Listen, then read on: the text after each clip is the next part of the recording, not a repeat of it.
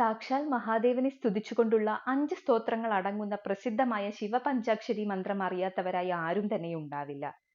പ്രസിദ്ധമായ ശിവപഞ്ചാക്ഷരി മന്ത്രം ശിവനെയും ന മ ശി വ യ എന്ന 5 പവിത്രമായ അക്ഷരങ്ങളുടെ ശക്തിയെയും സ്തുതിക്കുന്നു.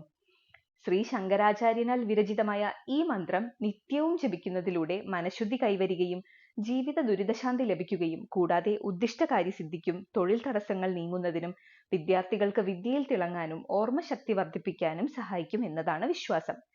ശിവപഞ്ചാക്ഷരി മന്ത്രം ഇപ്രകാരമാണ്: നാഗേന്ദ്രഹാരായ ത്രിലോചനായ ഭസ്മാംഗരാഗായ മഹേശ്വരായ നിത്യായ ശുദ്ധായ ദിഗംബരായ തസ്മൈ നഘാരായ നമഃശിവായ മന്ദാകിനി സലില ചന്ദന ചർച്ചിതായ നന്ദീശ്വര പ്രമഥനാഥ മഹേശ്വരായ മന്ദാരപുഷ്പ ബഹുപുഷ്പ സുപൂജിതായ തസ്മൈ മകാരായ നമഃശിവായ ശിവായ ഗൗരീവദനാബ്ജവൃന്ദ സൂര്യായ ദക്ഷാധ്വരനാശകായ ശ്രീനീലകണ്ഠായ വൃഷഭധ്വജായ തസ്മൈ ശിഖാരായ നമഃശിവായ വസിഷ്ഠകുംഭോദ്ഭവ ഗൗതമാര്യ മുനീന്ദ്രദേവാർച്ചിത ശേഖരായ ചന്ദ്രാർക്കവൈശ്വാനരലോചനായ തസ്മൈ വകാരായ നമഃശിവായ യക്ഷസ്വരൂപായ ജടാധരായ പിനാകഹസ്തായ സനാതനായ ദിവ്യായ ദേവായ ദിഗംബരായ തസ്മൈ യകാരായ നമഃശിവായ.